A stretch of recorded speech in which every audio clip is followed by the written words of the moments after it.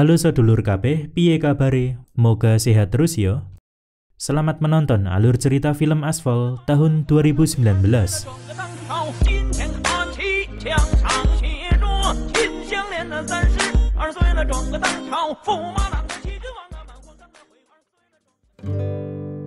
Film ini diawali dengan narasi mengenai program pemusnahan nuklir milik Korea Utara yang akan dilakukan oleh Amerika Serikat, yaitu dengan tujuan mencapai perdamaian antar negara serta mewujudkan dunia bebas nuklir. Bertempat di sebuah area tertutup di Korea Selatan, tampak dua orang tentara tengah menjinakkan bom sisa peperangan. Salah satu di antaranya bernama Kapten Jo yang sebentar lagi akan dibebas tugaskan. Lalu ketika dalam perjalanan pulang, ia sempat menanyakan kabar dari Jiyoung, yaitu istrinya yang tengah hamil tua.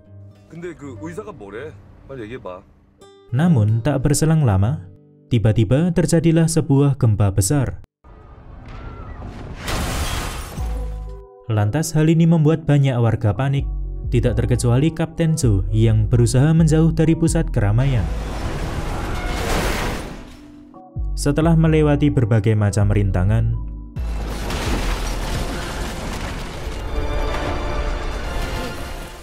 sayang sekali mobilnya harus terhenti akibat menabrak mobil lain. Alhasil dalam hitungan menit Korea Selatan dibuat porak-poranda. Bahkan gedung besar sekalipun dibuat roboh oleh gempa tadi. Belakangan diketahui kalau gempa itu adalah dampak dari letusan Gunung Bakdu di semenanjung Korea. Jadi baik Korea Utara maupun Korea Selatan pasti mengalami kehancuran besar. Di suatu tempat, Sekretaris Presiden Korea Selatan yaitu Yokyung meminta seorang profesor bernama Kang untuk hadir dalam rapat para petinggi negara.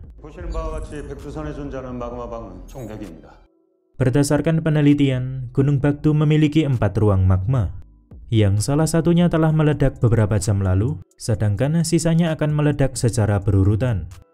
Diketahui bahwa ledakan paling dahsyat nantinya akan berasal dari ruang magma nomor 4, di mana dapat berpotensi gempa besar, bahkan memusnahkan sebagian besar semenanjung Korea. Ketika giliran Profesor Kang berbicara, ia mengusulkan untuk menghancurkan dinding ruang magma menggunakan bom di tambang nomor 9 Gunung Bakdu, yaitu demi mengurangi tekanan di dalam ruang magma, sehingga dapat meminimalisir dampak ledakan serta letusannya. Namun, probabilitas dari rencana ini hanyalah 3%. Belum lagi mereka membutuhkan bom dengan daya ledak 600.000 kiloton. Atau bisa dibilang, semua itu hanya bisa dicapai menggunakan nuklir. Lantas rencana itu menimbulkan pertentangan dari banyak pihak. Apalagi mereka juga tidak memiliki nuklir tersebut. Setelah rapat usai, Profesor Kang kembali menghadap Presiden, di mana sang presiden memutuskan menggunakan rencana Profesor Kang karena memang tidak ada jalan keluar yang lain. Namun, yang menjadi masalah di sini adalah Korea Utara sebagai pemilik nuklir tidak bisa diajak bekerja sama dalam menangani bencana ini. Jadi dengan terpaksa, sang presiden meminta Dewan Keamanan Nasional supaya mengirimkan beberapa tentara untuk mencuri nuklir tersebut. Sedangkan Profesor Kang sendiri diminta mencari cara meningkatkan probabilitas dari rencana miliknya. Berpindah ke tempat lain, satu persatu tentara mulai direkrut ke dalam misi pencurian nuklir. Tidak terkecuali Kapten Jo yang memiliki segudang pengalaman di bidang terkait. Meski pada awalnya Kapten Jo menolak, tetapi ia berubah pikiran setelah dijanjikan bahwa istrinya akan dievakuasi ke tempat aman bersama warga Amerika. Jelas ini adalah pilihan terbaik, mengingat kondisi di luar sana sudah sangat kacau. Ketika malam tiba, Kapten Jo meminta istrinya pergi lebih dulu ke pelabuhan untuk dievakuasi. Ia pun berbohong bahwa hendak melakukan sebuah misi biasa dan akan segera menyusul ke pelabuhan setelah menyelesaikannya. Saat hari berganti, para tentara pilihan mulai mendapatkan briefing mengenai misi pencurian nuklir, di mana mereka harus terlebih dahulu menemukan pria bernama Jun Pyong yang mengetahui lokasi nuklir berada. 현재는 황해도 인근 수용소에 수용 중입니다. Selain itu ada dua hal penting yang harus diperhatikan. Pertama, dikarenakan nuklir itu akan didenuklirisasi oleh pihak Amerika, maka kemungkinan besar mereka akan berselisih dengan tentara Amerika. Kedua, tidak ada banyak waktu sampai ruang magma keempat meledak, yaitu hanya sekitar 75 jam dari sekarang. Kemudian mereka mulai mempelajari sebuah detonator yang nantinya akan diisi nuklir curian. Lalu setelah semuanya siap, dimulailah perjalanan menuju Korea Utara melalui jalur ilegal.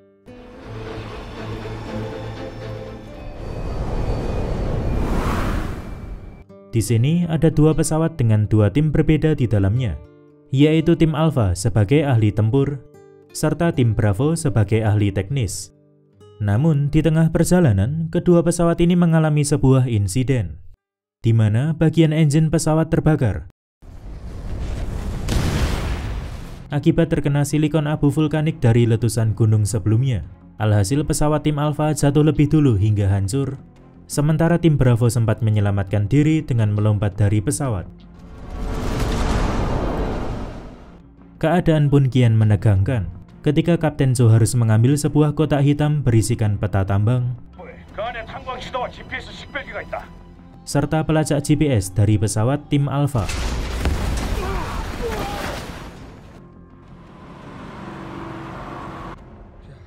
Setelah menempuh perjalanan cukup panjang menggunakan mobil lapis baja, sampailah mereka di wilayah Korea Utara, lebih tepatnya tempat Jun Pyong berada.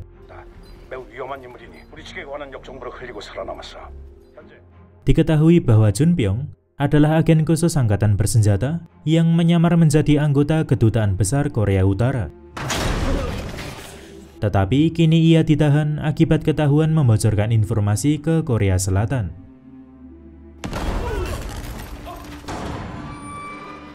Jadi Kapten Cho dan pasukannya tidak boleh lengah karena orang ini sangatlah berbahaya. Apalagi mengingat kalau mereka ini bukanlah pasukan tempur utama, sehingga pengalaman di bidang baku hantam tidak semumpuni tim Alpha yang telah gugur. Sebelum perjalanan dimulai, sempat terjadi keributan hanya karena Jun Pyong meminta diberi waktu untuk mandi.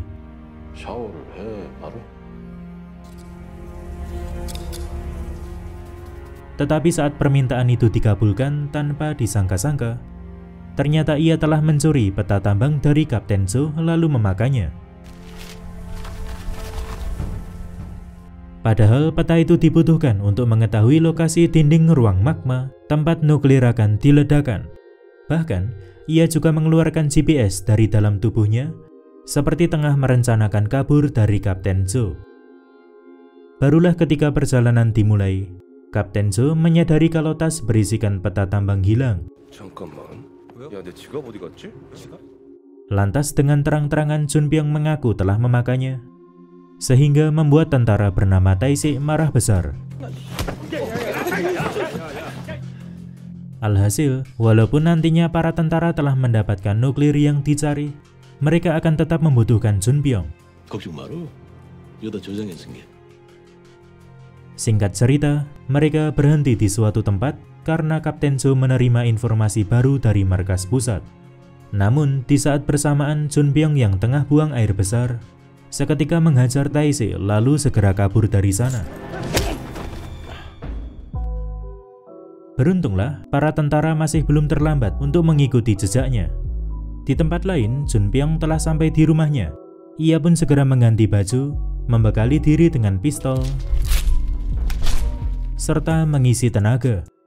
Kemudian Jun Pyong hendak membunuh istrinya yang telah berkhianat hingga membuatnya dipenjara di tempat tadi. Sebuah tembakan pun dilepaskan, tetapi sengaja dibuat meleset karena ia masih belum sampai hati melakukan hal tersebut. Namun suara tembakan itu memancing para tentara berdatangan dan membuatnya kembali ditangkap. Kembali ke tujuan awal, yaitu menemukan keberadaan nuklir milik Korea Utara. Jun Byung memimpin perjalanan sampai ke sebuah pabrik terbengkalai, di mana pabrik itu hanyalah kedok untuk menutupi ruang penyimpanan nuklir di bawah tanah. Untuk bisa sampai ke bawah sana, mereka harus melewati banyak penjaga bersenjata. Jadi sudah pasti baku tembak tak dapat terhindarkan.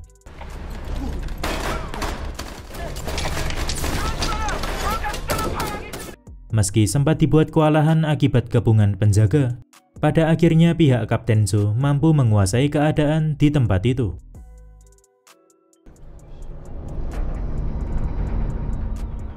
Lantas mereka segera menuju ruangan bawah tanah, tempat nuklir milik Korea Utara disimpan.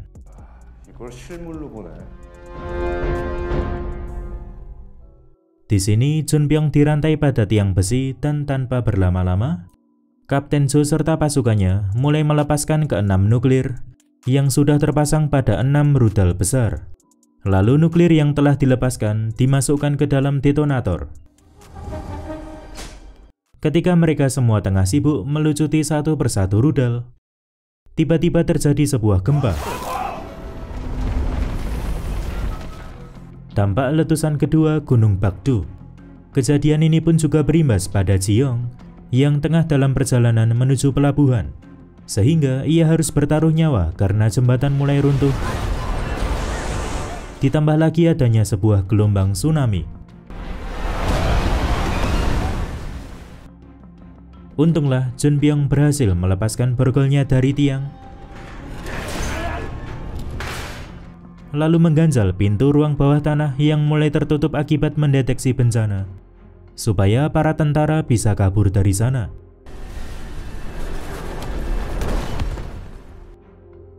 Setelah gempa bumi berakhir, ada 3 kabar baik dari tempat berbeda. Di antaranya adalah rombongan Kapten Cho berhasil keluar dari ruangan bawah tanah sambil membawa detonator berisikan nuklir. Kemudian Profesor Kang mampu meningkatkan probabilitas dari rencana miliknya, yaitu dengan meledakkan nuklir di tambang nomor 7 dari yang sebelumnya telah ditentukan tambang nomor 9. Dan Ji-young selamat dari musibah tsunami meski harus berenang ke tepian. Tetapi tak lama kemudian hal buruk mulai menimpa mereka. Ketika sedang berhenti di suatu tempat, rombongan Kapten Cho diserang oleh kelompok bersenjata, dan bisa dibilang serangan tersebut sangatlah terorganisir.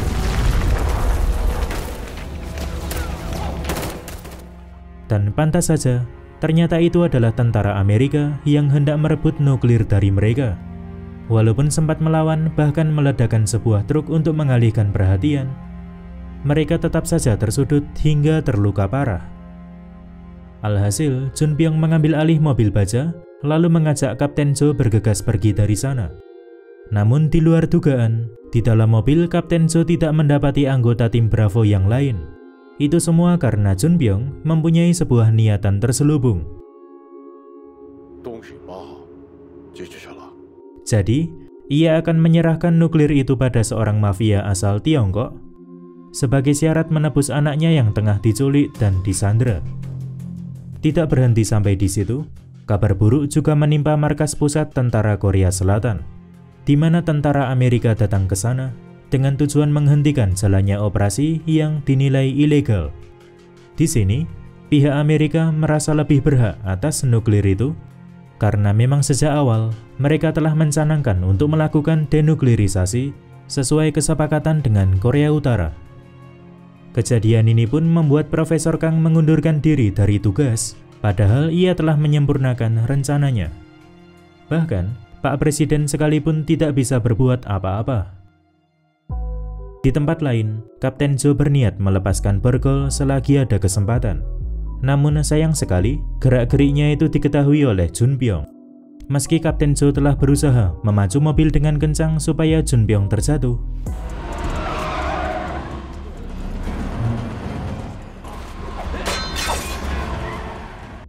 tetapi usaha tersebut gagal dan terjadilah pertarungan sengit di antara mereka. Sampai-sampai mobil itu jatuh ke dalam jurang. Beralih ke Ji-young, ternyata ia dievakuasi bersama Profesor Kang di dalam satu bus yang sama. Lantas terjadilah sedikit obrolan dan membuat mereka saling mengetahui latar belakang masing-masing. Beberapa saat kemudian, Junpyong sadar lebih dulu dan kembali memborgol Kapten Jo. Ia pun menjadikannya budak dengan menarik gerobak untuk melanjutkan perjalanan. Di sini, mereka juga sempat menceritakan kehidupan masing-masing. Kapten Jo menceritakan tentang istrinya yang akan melahirkan, sementara Junpyong menceritakan tentang anaknya yang kini tengah diculik oleh mafia Tiongkok. Ketika malam tiba, mereka berdua istirahat di sebuah swalayan sambil mengumpulkan sisa-sisa minuman. Tetapi di tengah suasana hening, tiba-tiba mereka dibuat tersudut oleh kedatangan tentara Amerika. Untunglah tak lama kemudian, tim Bravo berhasil tiba di sana berkat GPS yang dibawa oleh Kapten Jo. Lalu di tengah aksi pengejaran yang sengit,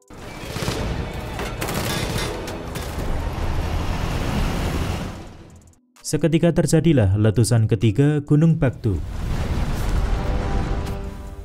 Letusan itu pun mengakibatkan jembatan yang mereka lewati runtuh.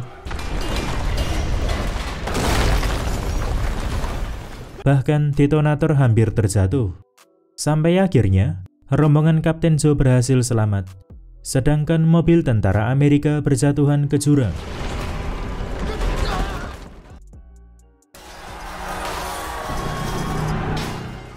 Sementara keadaan di pelabuhan juga tak kalah kacau, di mana para warga saling berebut untuk dievakuasi. Tetapi Jiyoung malah ngotot ingin menunggu Kapten Jo, sampai-sampai membuat Profesor Kang kebingungan. Mengetahui semua kekacauan ini, lantas membuat Profesor Kang ingin kembali mengerjakan rencananya. Ia pun meminta Yeokyung untuk mengunduh beberapa data dari markas pusat yang kini tengah dijaga oleh tentara Amerika, sehingga Yeokyung harus mengendap-endap agar bisa masuk ke ruang penyimpanan data. Beralih ke Kapten Jo dan Junpyong, pada akhirnya Junpyong mau merelakan nuklir itu pada Kapten Jo, karena ia sadar ada banyak nyawa yang harus diselamatkan. Alhasil Kapten Jo diberikan gambar peta tambang, sedangkan Junpyong hendak menuju kota Bucheon demi menyelamatkan anaknya sendirian. Dalam perjalanan menuju tambang di wilayah bernama Yongsori, Profesor Kang menginfokan perubahan rencana. 9번 탄광이 아니고 7번으로 가셔야 돼요. Selain itu, Yeokyung juga menambahkan bahwa ia mendengar isu mengenai Junpyong yang sedang diburu oleh tentara Amerika akibat hendak menyerahkan nuklir pada mafia Tiongkok. 지금 뭐라고요? Singkat cerita, Junpyong berhasil menemukan putrinya yang bernama Sun-ok. Tetapi saking lamanya tidak bertemu, Sun-ok hampir tidak mengenali wajah sang ayah. Sehingga membuat Junpyong merasa amat sangat bersalah. Kemudian di saat mereka saling melepas rindu, tiba-tiba rombongan mafia Tiongkok datang menagih detonator. Namun setelah mengetahui detonator tidak berada di sana, bos mafia ini langsung melepaskan tembakan. Keadaan pun semakin menegangkan ketika tempat tersebut juga dikepung oleh tentara Amerika.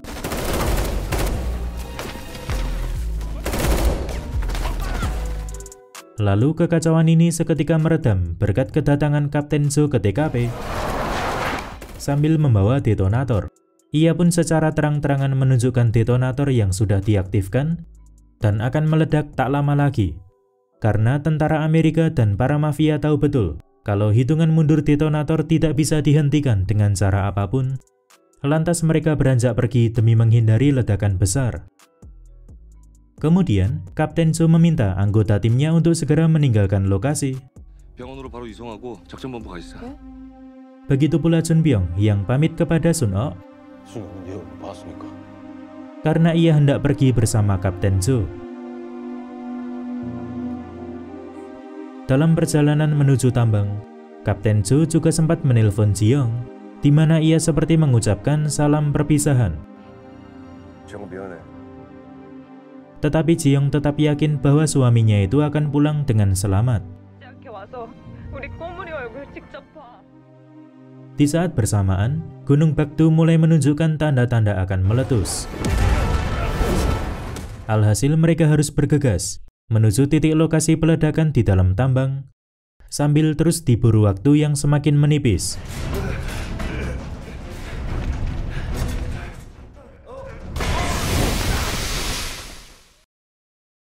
Kembali ke Ji-young, ia tengah diantar oleh Profesor Kang dan Hyuk-young ke rumah sakit akibat mengalami kontraksi dan akan segera melahirkan.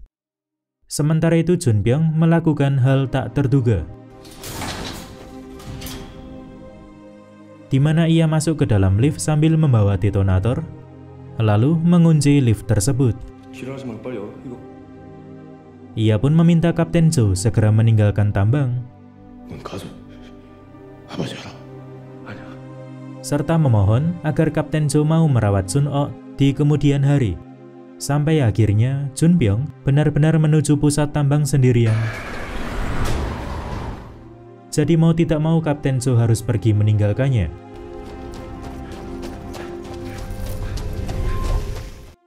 Hingga pada akhirnya pengorbanan Junpyeong tidaklah sia-sia, di mana dinding ruang magma berhasil diledakkan,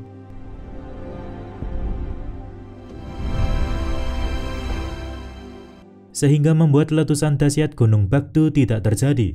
Perasaan bahagia pun menyelimuti warga Korea, tidak terkecuali Ji-young yang telah berhasil melahirkan. 1 tahun kemudian, keadaan di Korea Selatan telah kembali normal. Tampak Kapten Jo yang hidup bahagia bersama keluarga kecilnya. Dan tidak lupa, ia juga menepati janjinya pada Junpyeong untuk mengurus Sun-ok.